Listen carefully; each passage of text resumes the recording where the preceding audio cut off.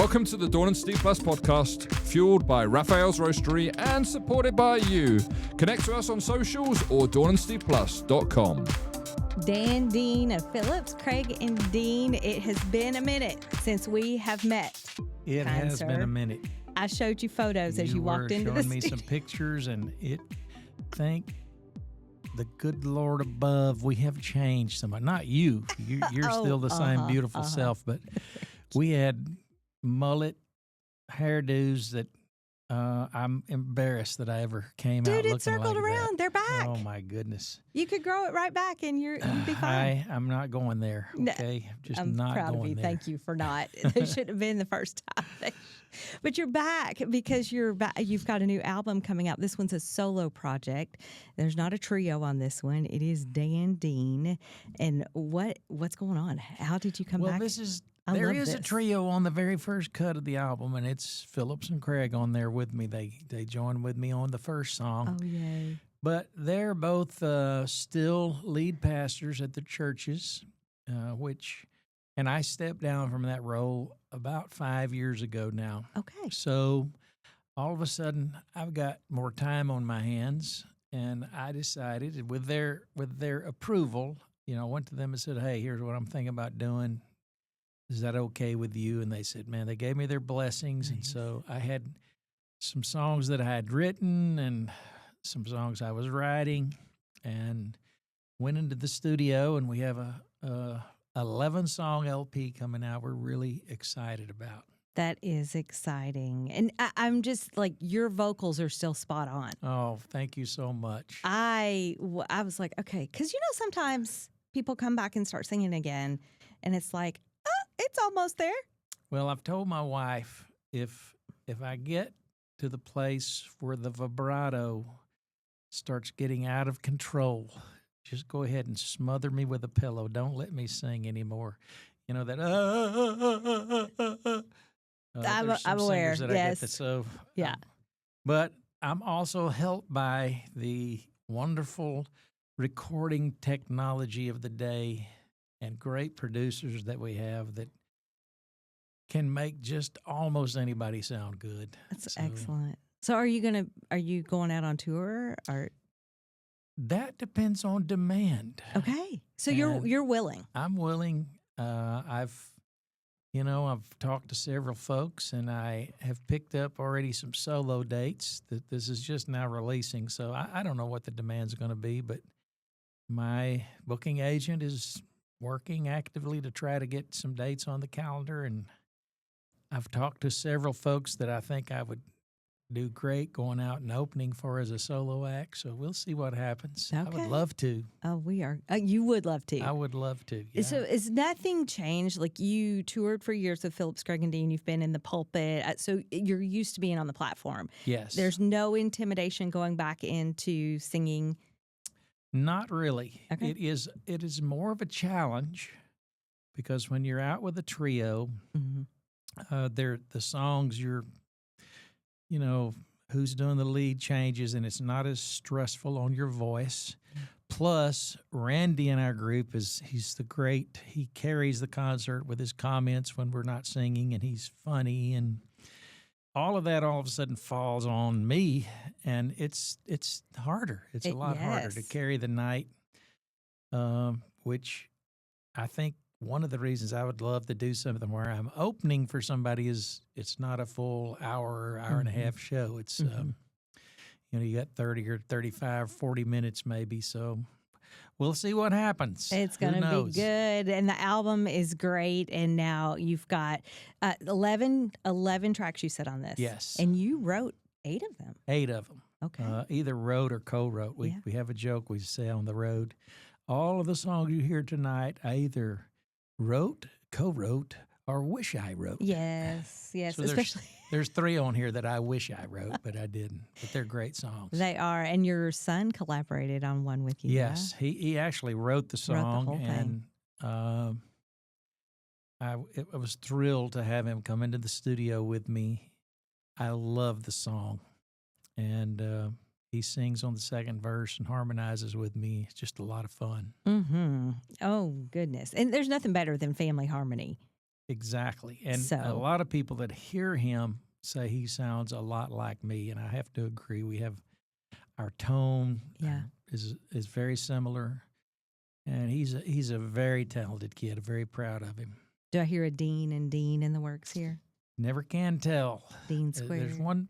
one small little issue with that. He's been on the road with Phillips, Craig, and Dean as a guitar player for the last I don't know 6 band dates that we've done, and he's not so much sure he likes being on the road, which is what the song he wrote is about. It's called Home. Yeah.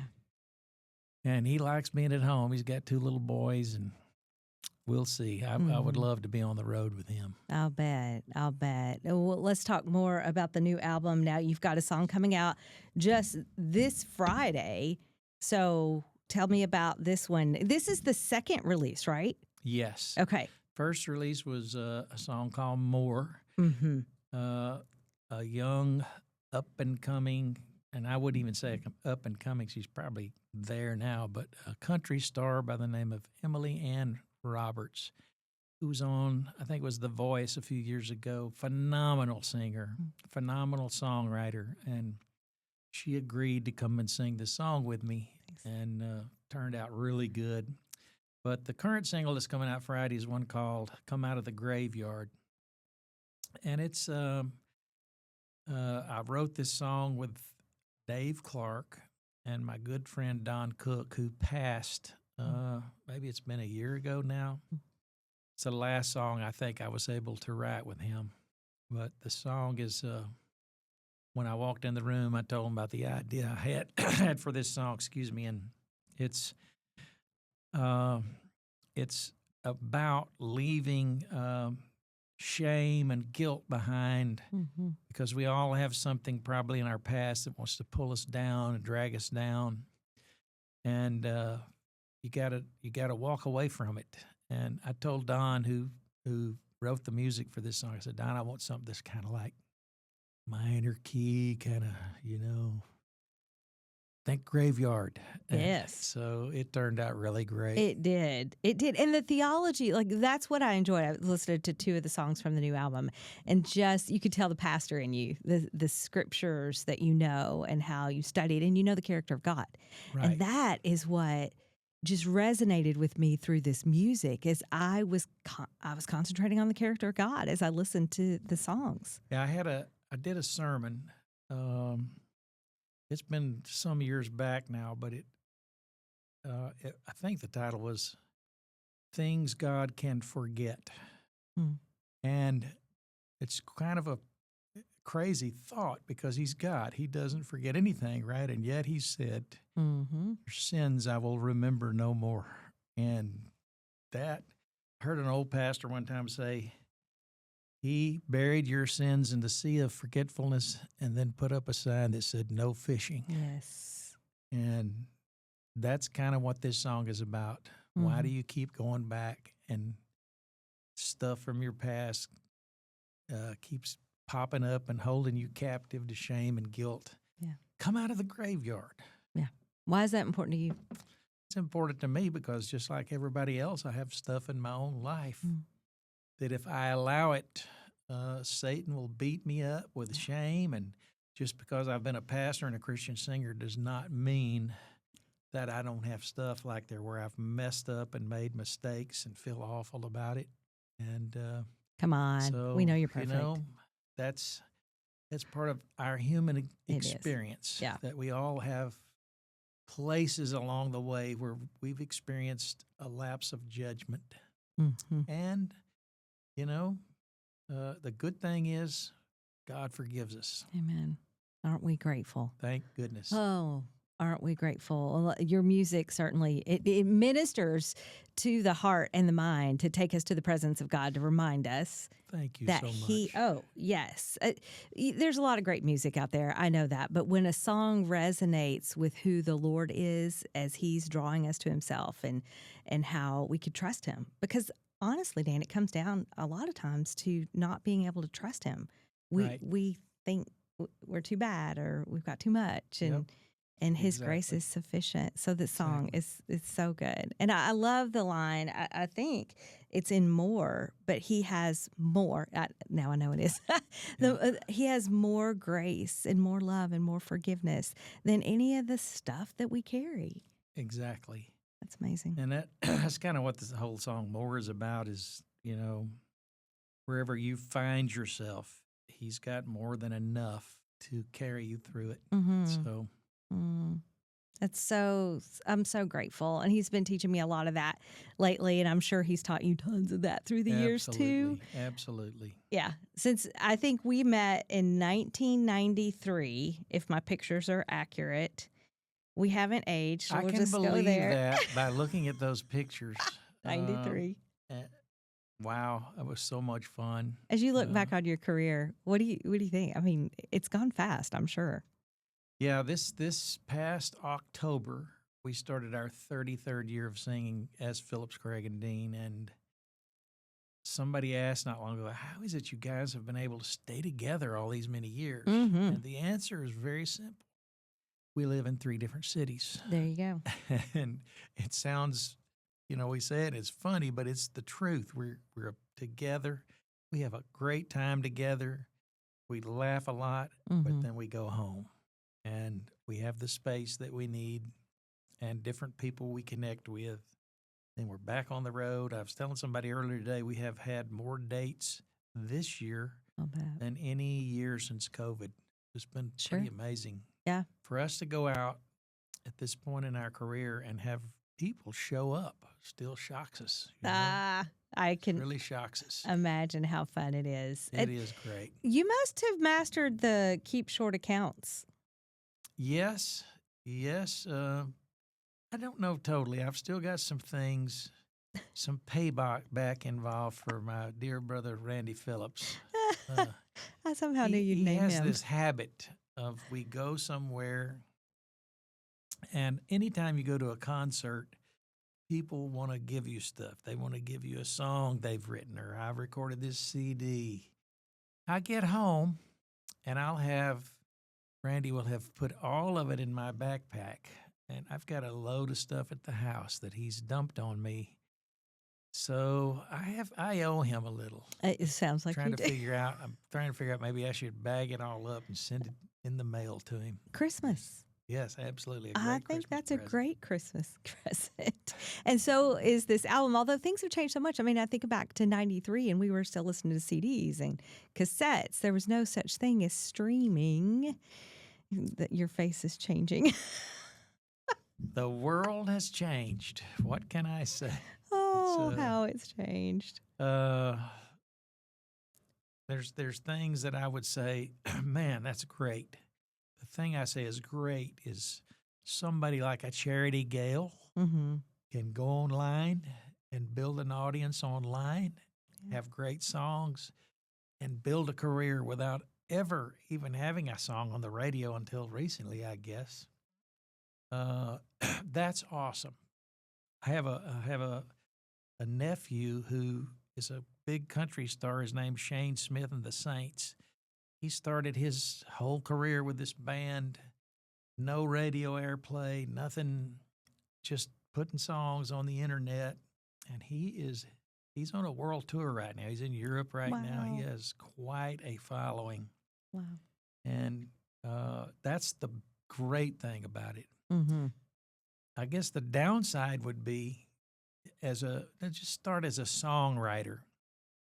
As a songwriter, you could have a song on side B of a CD, and you're going to get paid the same royalties as a person who had a song that was the hit off the album. Yeah.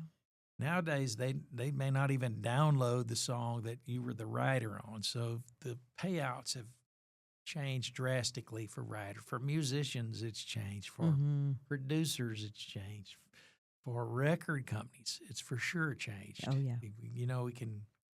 I can remember the day of going to the old Star Song or the old Fair Trade, and there would be 30 or 40, 50 employees, and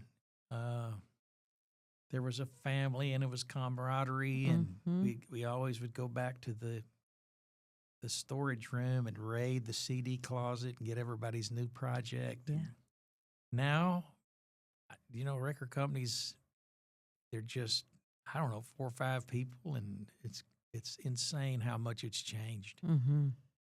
And you just have to move forward with it. It's that's the way it is now. Yeah. Yeah. Well, I know this new album will be available on streaming to Yes. download for sure. When you are bringing this project to us, I know artists say they can't pick a favorite song because it's like picking a favorite child. Is Yeah. there one, though, that like in your walk with the Lord right now resonates more with you today? Yeah, can I talk about 2? Yes. So More is probably my favorite song on the project. It's a song I wrote during COVID. Mm.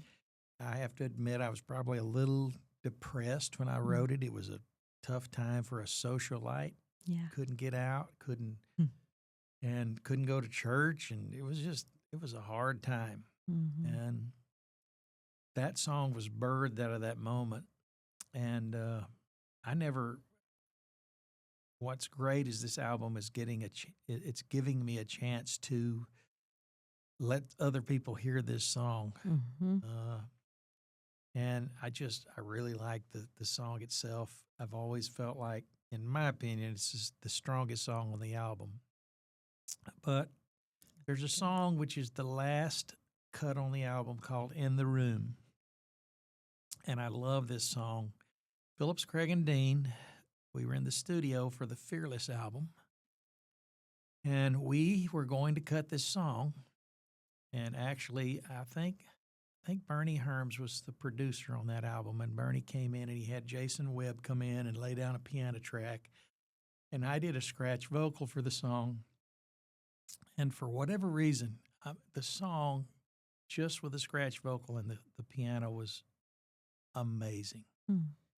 But for whatever reason, we never finished the song. And so when I did this project, Jason actually produced 5 or 6 of the songs. I can't remember who did what, but Sure. I said, Jason, we have to do this song. So he went back in Thanks. and redid the piano, and then he added strings to it. But the bottom line regarding what the song says, it talks about being in church.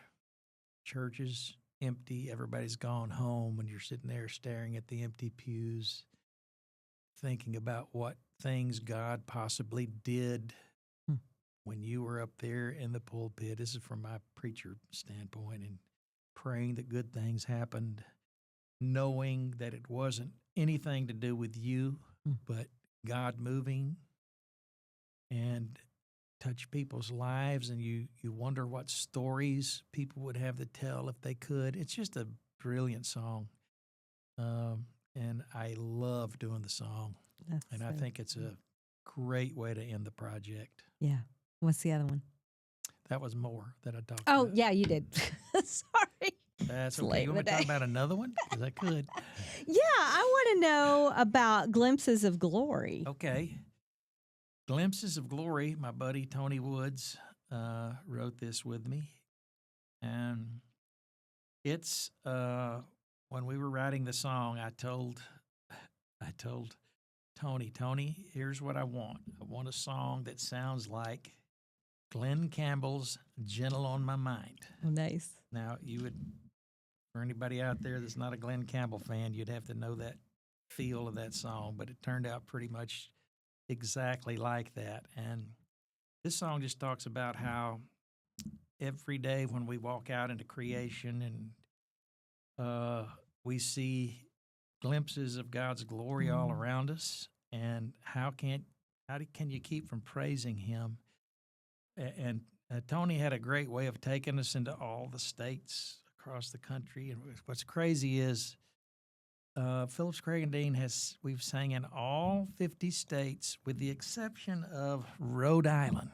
Oh. If anybody's out there and you can get us into a venue in Rhode Island, that would make the full circle. But we had the best time just talking about different states. Tony and I did the West Coast, the East Coast, we talk about, I think, Maine and Arizona and California, and we paint the picture of how all of those are glimpses of God's glory. And I love the feel of the song, Glenn Campbell, Gentle on My Mind. Nice. Oh, that's going to be wonderful. I cannot wait to hear the whole project. And before we wrap up our time, as this releases today, Friday, we're going to make sure that everybody knows about it through the Dawn and Steve Plus podcast.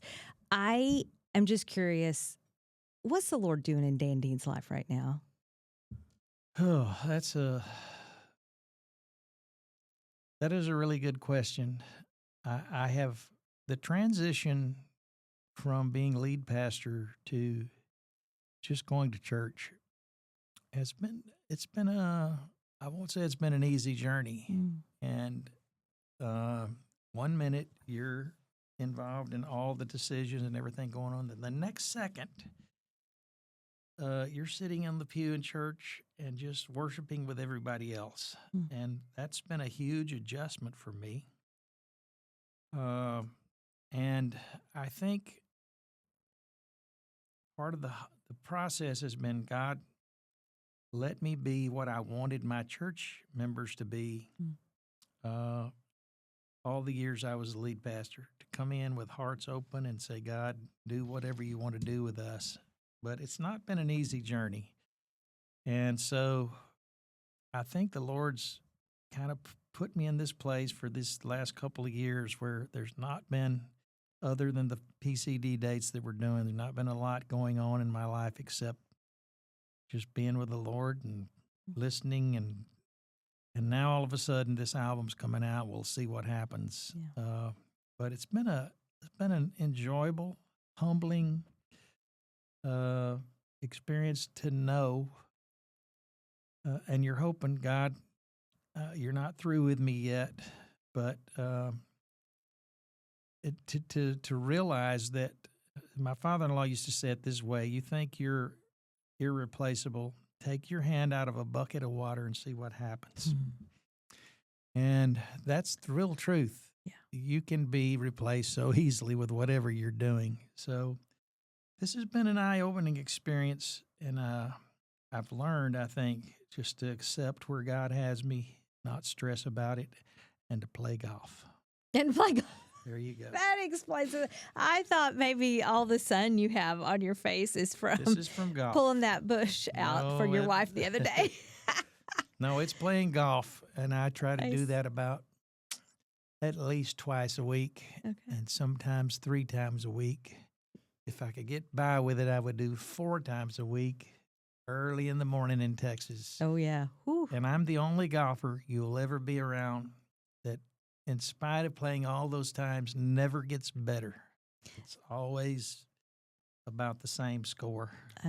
So not the best golfer. It's all golfer. for fun and exercise. And me and my friend Steve, who plays with me, we usually have $2 riding on the round as to who's going to win. And we swap back and forth. He has a $2 bill that we've swapped back and forth. That's in our little big gambling wager. Whew. Some days he goes home with it, and some days I do. Someday it'll make it to a frame. There you go. Well, it's exciting to know that you've got a new album coming out, that it's going to release today, and that it's a solo album, but you're still singing with Phillips, Craig, and Thank you, Dawn. That is so cool. Nice to see you again. You too. You haven't aged a bit. Yeah. You're so nice. And you're still so kind. Thank you. Thanks for joining us for the Dawn and Steve Plus podcast. We're a listener-supported, non-profit podcast, and we're grateful for your generous support. You can give at dawnandsteveplus.com. Our producer is yours truly, Stephen Briggs, with assistance from Chris Westmoreland. Please like and subscribe to Dawn and Steve Plus anywhere you get your podcasts and on all our socials. Links to what we talk about and to Raphael's Roastery are in the show notes below. Thanks for joining us and being our plus one.